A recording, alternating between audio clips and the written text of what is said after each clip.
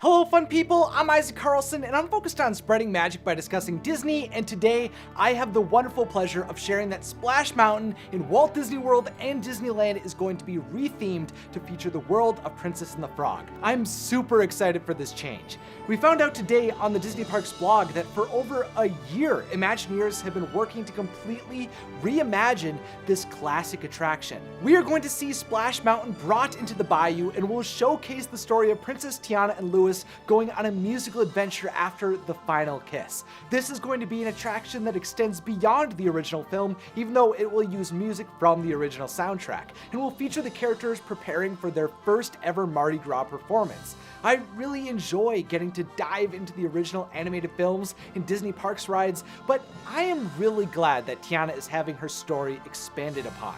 In addition, especially in Disneyland, with Splash Mountain being adjacent to New Orleans Square, which is probably one of my favorite lands in Disney Parks, I'm ecstatic to see New Orleans get expanded into the bayous. Ever since there were petitions for this retheme to happen, I've just fallen in love with the concept. I mean, seeing Mama Odie's boat actually up in a tree on top of the mountain is going to be amazing, and I hope that all of these glowing fireflies in the concept art will get to actually appear at night. I also really want to see some amazing animatronics in this ride as well, and some super cool voodoo magic. I have a feeling we're going to be seeing some friends on the other side on this ride. I also think this inclusion just has the opportunity to be extremely impactful. As the voice of Princess Tiana, Anika Noni Rose, stated, "It is really exciting to know that Princess Tiana's presence in both Disneyland and Magic Kingdom will finally be fully realized. As passionate as I am about what we created, I know the fans are going to be over the moon. The Imagineers are giving us the Princess and the Frog Mardi Gras celebration we've been waiting for, and I'm here for it." And I have to say, I am too. I have long felt like Princess and the Frog doesn't get the recognition it deserves. Especially freshman year of college, I was obsessed with the soundtrack. Disney has expressed as well that the new concept is inclusive, one that all of their guests can connect with and be inspired by, and it speaks to the diversity of the millions of people who visit their parks each year. Carmen Smith, the Creative Development and Inclusive Strategies Executive, expands on that by stating that it's important that their guests are able to see themselves in the experiences they create, and that they go to great lengths to research and engage cultural advisors and other experts to help guide them along the way. Disney is putting in the work to put the spotlight on Princess Tiana with the support of Imagineers, including Tony Baxter, who oversaw Splash Mountain's creation and has been serving as a creative advisor to Imagineering on the project. I've loved Splash Mountain throughout my life, especially recently with my trip to Disneyland last summer. I've adored the characters, the splashes, and the songs.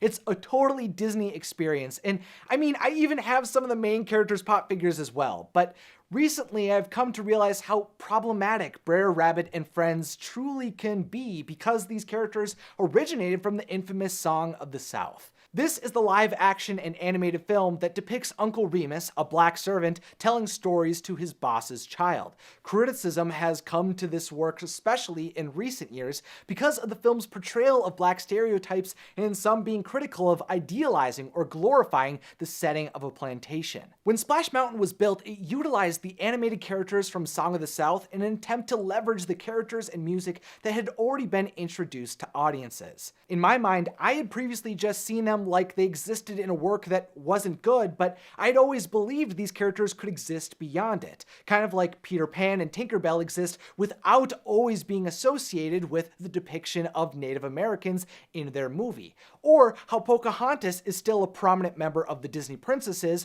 even though her film is criticized for its inaccurate depiction of Pocahontas's real history and the history of other Native Americans, or how Dumbo lives in the parks with an iconic attraction but isn't scrutinized even with its stereotypical depictions in the animated film. But I am definitely learning now that it's not that simple. In my mind, I had not connected that these Disney Parks characters could be something that is seen as a symbol of racism because I just disconnected the characters from their original work. I would have never wanted to put these character figures in my videos if I would have realized that they could have isolated someone or insinuated that I support the racist depictions expressed in Song of the South.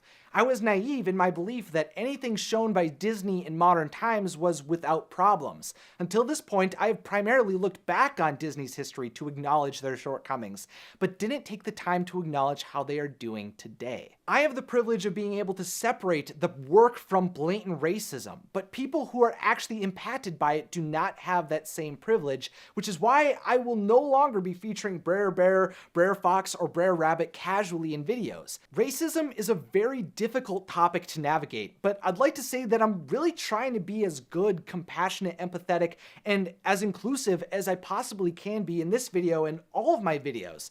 I hope it's clear that my intentions are good. I've always thought that my purpose was to allow people to experience the magic of Disney like I got to have growing up. I love the lines from Saving Mr. Banks that depicts that storytellers are the people that restore order with imagination, that they instill hope again and again and again, and that's something I've strived to do ever since I heard that. I want to be able to make people happy and allow them to experience some type of magic when I go through and talk about movies, TV shows, or even theme parks, but I also don't want to completely ignore the issues that exist within these works, and that's something that I have to figure out how to navigate. At times I feel uncomfortable with even the idea of discussing parts of Pocahontas, Peter Pan, or Dumbo because of the problems of depicting race in their stories. I want to talk about aspects of these stories in isolation of the problematic moments, since they continue to be beloved classics, but I don't want to condone the messaging within it, and it's hard to express that. I also don't think the answer is to not talk about these films at all though, but to expose the problems within them as we go through and engage in their stories, characters, and messages. I think we can enjoy parts that resonate with us while also discovering what doesn't. We need to participate in the media we are consuming and not simply take it as truth, which will allow us to continue to learn and become better people in the process. And I want to say thank you to all of the people who have pushed me to do that, especially recently.